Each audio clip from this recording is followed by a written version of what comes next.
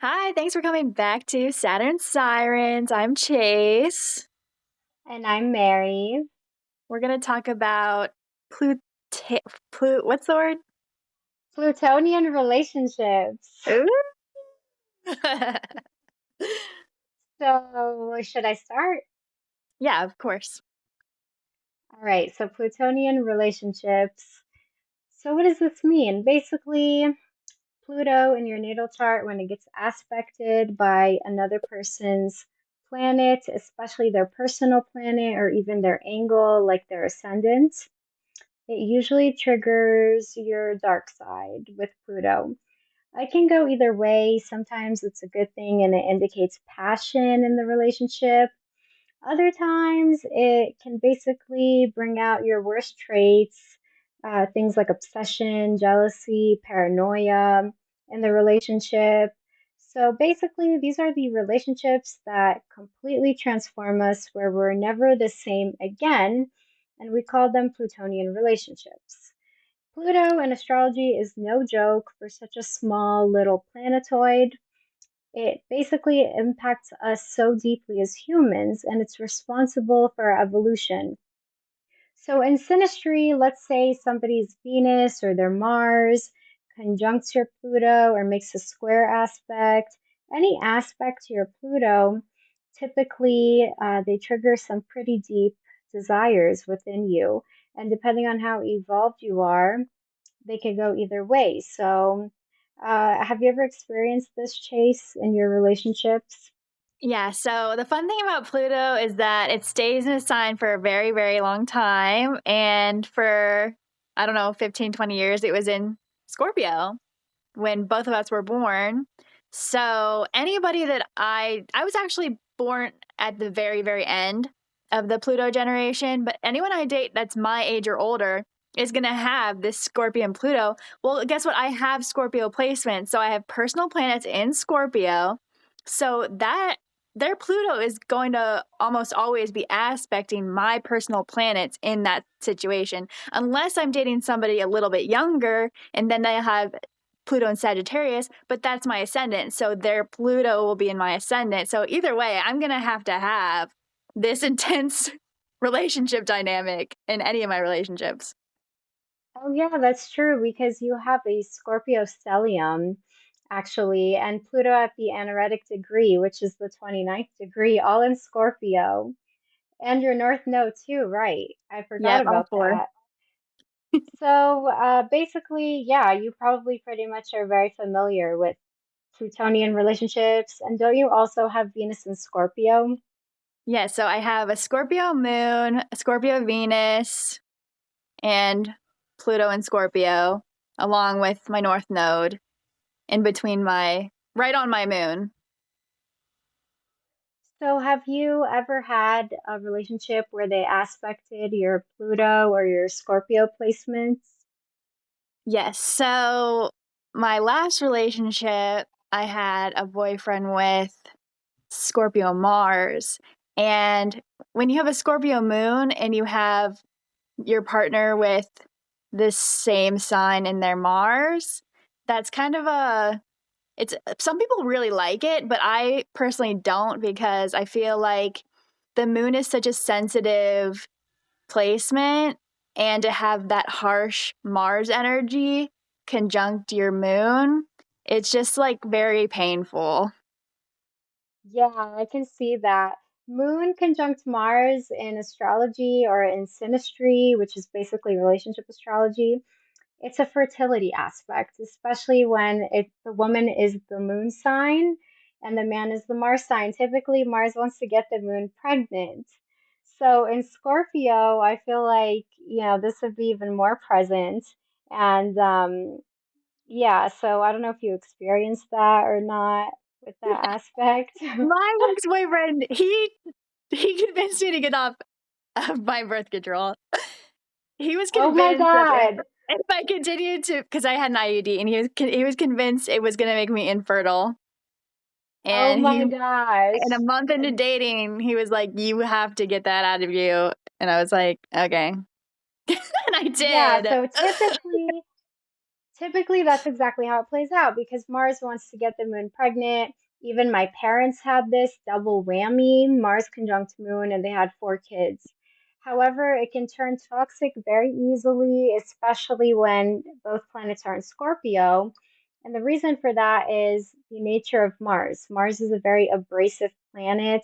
It's not very friendly, and basically, love can easily turn to hate with Mars and Scorpio. They're very passionate. Mars is the ruler of Scorpio, or the secondary ruler, since we now know that Pluto rules Scorpio. So Mars and Scorpio can basically hurt the feelings of the moon person. So I don't know if you experienced that, but that's typically how it plays out. Yeah, I had another boyfriend who was my age, and he had Pluto and Scorpio, but that was his only Scorpio placement. So I probably had his Pluto somewhere around my personal planets. I'm sure. I'm sure our Plutos were at least conjunct.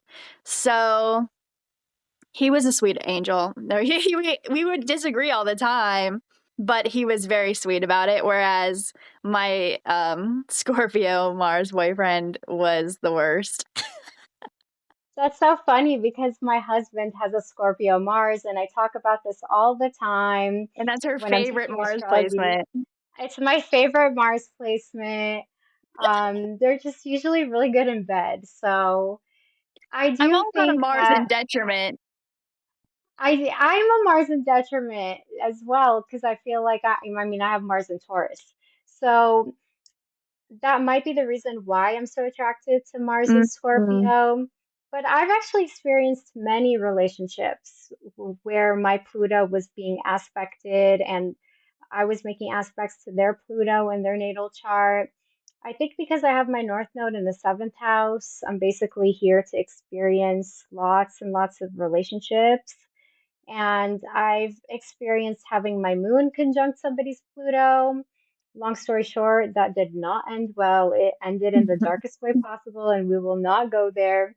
I've also have my husband's Mars is conjunct my Pluto, my current husband.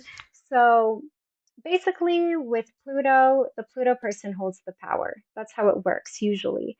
The planet person is like enthralled by Pluto, and Pluto basically is can be scary for the person who has the Pluto placement because it typically makes you want to possess the person.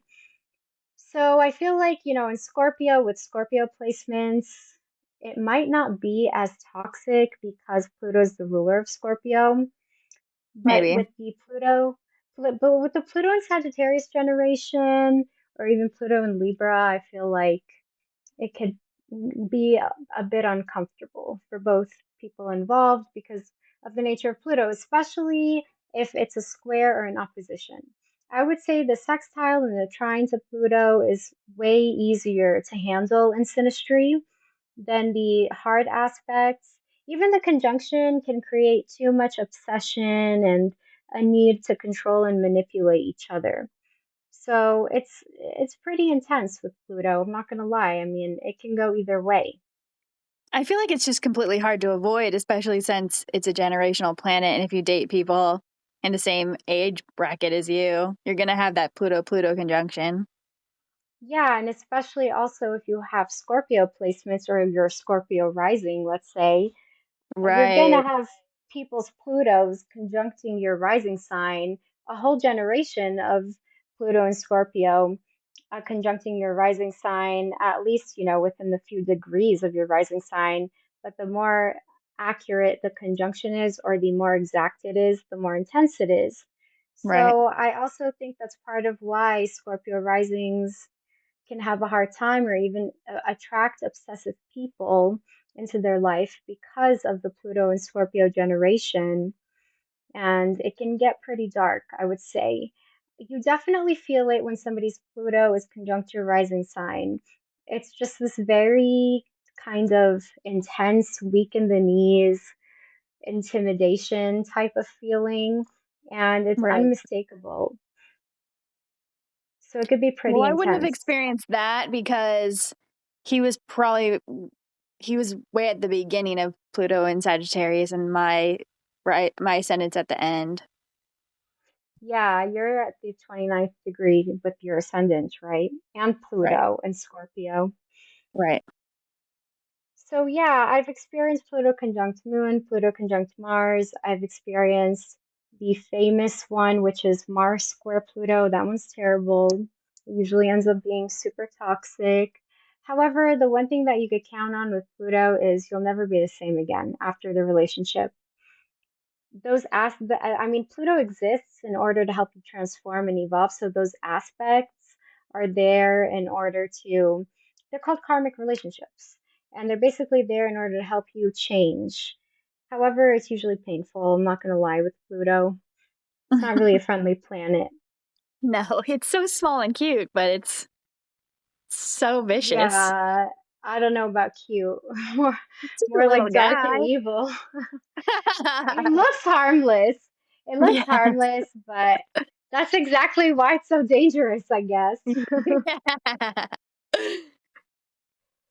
But yeah, Plutonian relationships are not for the faint of heart. I think many of us have actually experienced them, but we just didn't even know it. So think back Right. to whatever relationship you've had that had a very deep, profound impact on you. More than likely, Pluto was being aspected in your chart by the other person's planets. One aspect actually that is extremely difficult to handle is somebody's Pluto conjunct the other person's North Node. Oof. Because of the nature of the North Node, it basically acts like a magnet to the planet. So, of all planets, Pluto is the most difficult one to have on somebody's North Node because the Pluto person can develop this intense obsession with the North Node person. And almost always it will lead to some type of like catharsis where both people get hurt. So it's a hard planet, I would say, in astrology. However, it does create a lot of sexual attraction in synastry or in relationships. Pluto rules sex and the eighth house as well. So it basically is responsible for some of the deepest, like most intimate experiences that we could have with another soul as humans. For that reason, the lure of Pluto is so irresistible to people. And especially if you have Scorpio placements, I think you very much seek that. That's Uh, what you want. from You can't. Yeah, People with exactly. I mean, you would know. yeah, people with Scorpio placements like, why would I even bother a relationship if we're not going to merge souls? I don't want to be with you. Yeah, let's just like a casual on a casual day, like, oh, let's merge souls.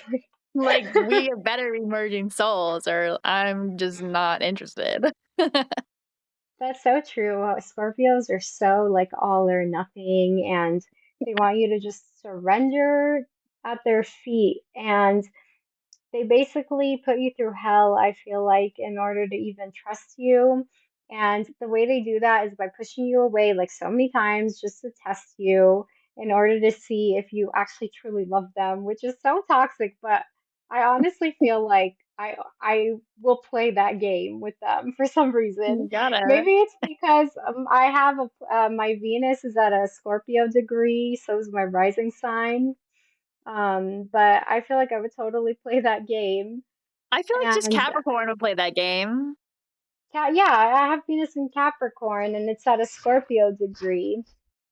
So I kind of do that too. I'm not gonna lie. I definitely run away or push the person away just to test them to see if they're willing to fight for me because I want that ride or die, like deep, deep type of love.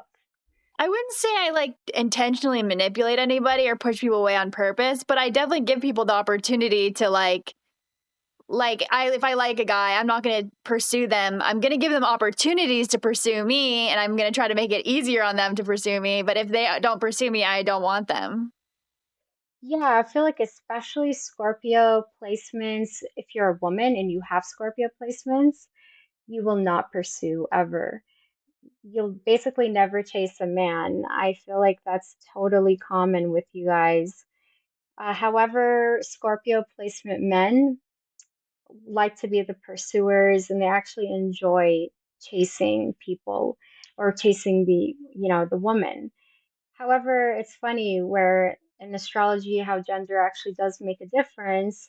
And with Scorpio placements, yeah, I feel like dating a Scorpio woman would probably be more difficult than dating a Scorpio man, just for the fact that she will refuse to chase and she basically won't trust unless the man just kind of surrenders at her feet, is how I like to Like, you say it gotta be because. honest and, like, straight up with me. Like, be like, "I like you, I want to date you." Like, but, like, you have to just you can't just, like, expect me to say it. I'm not going to.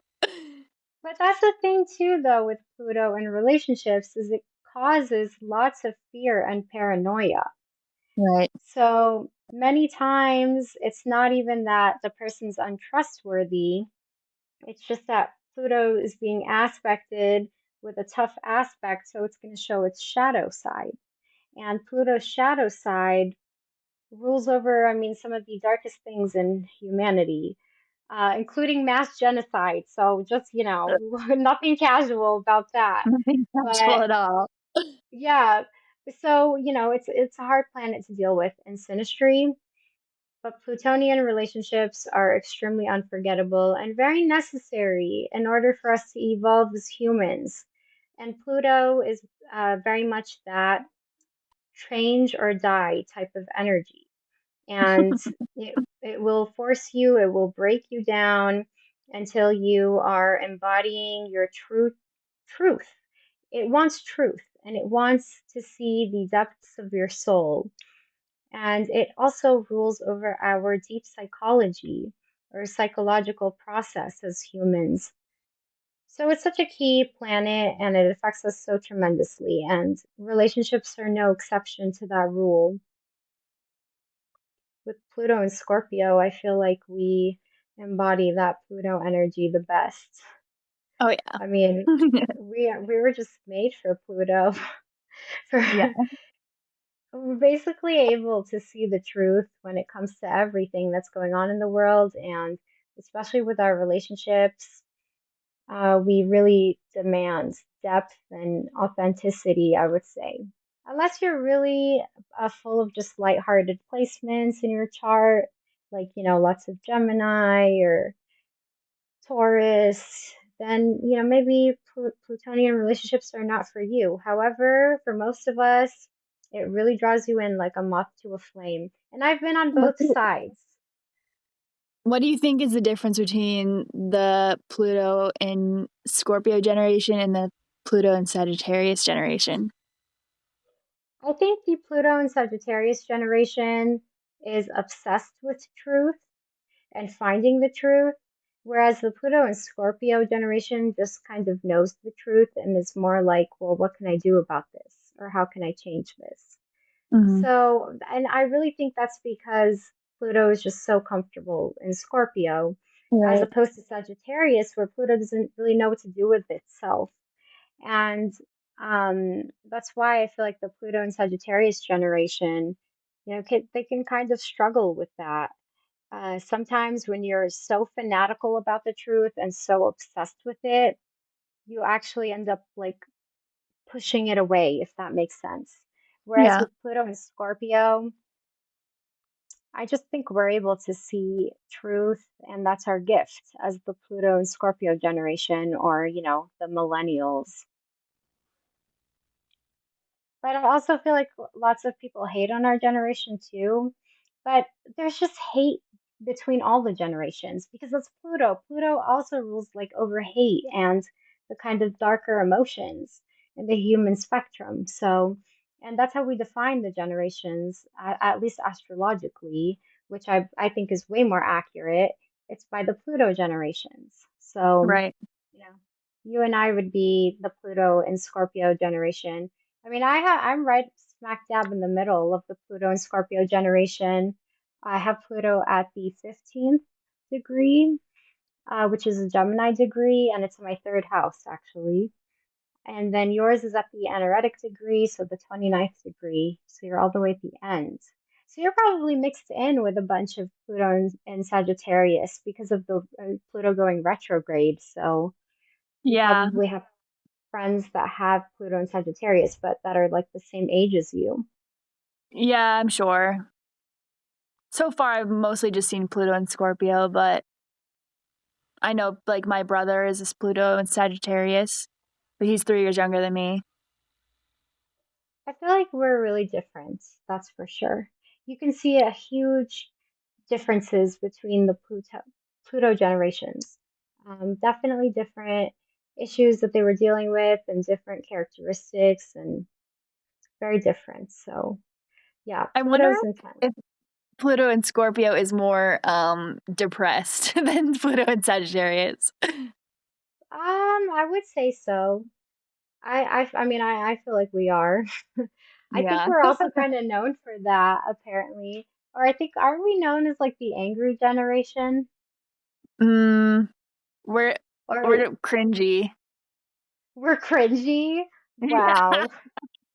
that's what I hear on the streets of That's what you TikTok. hear on the streets. That's Of so TikTok. funny. On TikTok. I really hate the cringe stereotype. I feel like cringe is basically like your own issue that you're projecting onto the cringe Yeah, person. let people So, have fun. yeah, I feel like though as the Pluto and Scorpio generation, we really don't care. We don't care if we're labeled that way. Because we're living our truth. So we're Yeah, just like, whatever. whatever. We don't care. Well, another thing too with synastry is having somebody's planets fall into your eighth house. Have you ever experienced that? That's pretty intense. Um, Cancer placements are in my 8th house. Oh, that's true because you're Sagittarius rising. Yes, so, um, I have a crush on somebody who has a Cancer, Venus, and Mercury, and I looked it up, and it said that about it said the having the Venus there was good, but the Mercury, you take their words very hard, and like they hurt your feelings, and I'm like, I do feel that way about him. Well, I would say I could see that. It'd be like having their Mercury on your Pluto. So they'd Hmm. have like a really deep impact on you. I've had somebody's moon in my eighth house and I became so obsessed with that person. It was so intense, and I literally had to hide it from them because I was so uncomfortable with it. Oh, And that was oh definitely, my it was, ex-boyfriend, his Mars was in my 8th house. oh yeah, that's right. I heard Mars is actually like not good to have in your eighth house, due to the nature of Mars, but I think it would cause, sexual attraction. But I feel like the moon in your eighth house is causes you to become so obsessed with that person. I've experienced that. I've experienced having Venus and Mars in my eighth house, my first husband, and I did not feel nearly as much as I did for having somebody's moon in my eighth house. Interesting. So I wonder why. I don't know. My eighth house is in Aries, but the eighth house has that Plutonian type of energy. So it can definitely bring out your shadow side if you're unevolved, I would say. We were fighting, but it was not that bad. But we were only together for like 5.5 months anyway. So, Oh, well, and he was that's just like a not nice. even a relationship. Well, I've only had 2 relationships and they both lasted just under 6 months. Oh my God, that's not even Mhm. a relationship. That's That's like literally the nothing. only 2 relationships I've had. I wouldn't even call that a relationship. I would call it like a situationship or not But I even was like in love with them. that's so funny. I was down so My bad. my relationships lasted like 7 years, but I'm also a Mm-mm. lot older than you, so that makes I'm sense. 28. I'm old enough. I'm old enough. So I'm only like 7 years older than you. Yeah. Well, that was my longest one, and the rest of them, lasted at least a couple of years, but I've experienced lots of them, thanks to my North My Node being in the seventh house. my my reasoning for this is that I'm a Capricorn, which gives you high standards, and then I'm a Scorpio moon, which makes me too much to handle, and a Venus, and then I have my Sagittarius rising, which makes me very anti-committal, and then I have a Virgo Mars, which makes me like scared of intimacy. I love the Sagittarius rising. That's so contradictory to everything you just said. Because I know. Capricorn and Scorpio are like, treat relationships as like a business partnership, and you have to like check off everything on their list and like sign a contract pretty much in order for them to even trust you or let you in. And then Sagittarius is just like wants to run away and be wild and free and can never pick a side ever. So that's If a just guy so likes me, contradictory. if a guy likes me and like I might not even be appalled by him, but it's just like I'm not obsessed with him. I will run for the hills. Like I'll feel like they're like suffocated and they're just being normal. Like they are not suffocating me. I'm just like, Well, oh my God, you're overwhelming me. that's how I feel too as an Aquarius. Yeah. And I definitely run away. I've ran away in every single relationship. I've always been the one to end things. And I'm not even bragging because I really think that it's a problem. I mean, even like my current relationship, in the beginning of it, I was always running away. And luckily, I'm with another Aquarius, so he knows our tricks and he like chases me back down. But for the most part, I always run away. And I really think it's Aquarius and Sagittarius placements who do that the most. Sometimes Gemini as well, but Aquarius and Sagittarius, we are so allergic to commitment that it's scary. And honestly, I feel bad for the people who fall in love with us. Because we drive them crazy, and it's not even something that we can control. You just get triggered when you're in a relationship, or even for me, I don't even have to be in a relationship, but if I feel too deeply for the person, that scares me and that causes me to run away because I don't want that control. I don't want to give them that control over my emotions. And if that's I'm down terrifying to bad, me. I'm going full Scorpio. Like I'm locked in. I'm gonna marry you if I can help it. But if I'm not, if I have like anything left in me that's like not all in, I'm running. I'm sabotaging it. We'll be texting for 3 days, and I'll be like, I am overwhelmed. Get away from me. That's so Ghosting funny. At, them. at least you give them closure. I literally just ghost. I I've don't think ghosted so many I people. don't. You're like, I'm just going for the oh, hills. sure, I give Block you them. closure. I don't even. Yeah.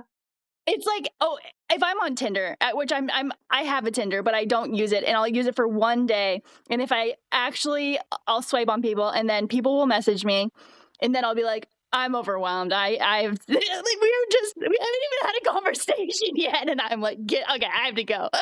It's too much for That's me. so funny. I thought I was bad because when people like over communicate with me, like if you send me text messages where I have to like scroll in order to see the rest of the message, like it's that long. No, like I'm gonna run away and I'm probably gonna block you. I don't like over communicators, especially over text. Yeah. And I feel like with you, it's like they don't even have to talk that much. Like you're already getting triggered and you're like, bye, peace out. And that's such I'm a like Sagittarius convinced thing. they're gonna fall in love with me, and I'm gonna have to marry them. And I'm not gonna be able to say no, and I'm just gonna have to end up married to them. And then that's so funny because it's not what happens. If I like them back, then they'll eventually just be like, okay, I'm done. And then they'll break up with me, and I'll be like, why am I always so convinced they're gonna be like so in love with me It that I really have is to. a game like that. It's a power play. It really is. And then the moment you start to like them back, then they like pull away, and Yep. it's just so it's Pluto. It really is That happens to me Pluto. all the time. It's such a Pluto thing because Pluto is basically attraction and repulsion. And Aquarius being ruled by Uranus, we also, deal with attraction and repulsion constantly thanks to the nature of our ruling planet. With Sagittarius, I think you guys are just so aware of all the options that are available to you, and they're just like, why should I commit to you? What makes you so special out of the billions of people in the world? Why you? Like, why are you going to keep me satisfied? And that's Right. really how they see the world. So that's why it's so difficult for them to commit, and you really have to be somebody spectacular in order to get them to commit sometimes, unless they really do have like underlying placements with Scorpio and Capricorn, which they usually do actually because Venus and Mercury travel pretty close to the sun. So lots of them have Venus in Capricorn or Venus in Scorpio. And I'm just talking about Sagittarius sun. I feel like Sagittarius rising is even more of a non-committal energy, which that's what you have. And you have Jupiter in the Yeah. first house. Yeah, I can't do it. I wonder if that's why younger guys always like me because they have Pluto in my first house. Yeah, for sure. I would say They always so. like me Pluto isn't more even than just liking you. It's like I'm obsessed with you and I want to own your soul type of I don't think energy. we ever get that far. Well, I think in our next episode we should talk about healthy relationships Okay, we'll and do that. astrology. All right. All right. That was a that's a good place to end, I guess. All right, guys. So stay tuned for our next episode where we talk about healthy synastry or healthy relationships in astrology. I won't have much to add, but I'll be here. All right. See you guys Bye. later. Bye.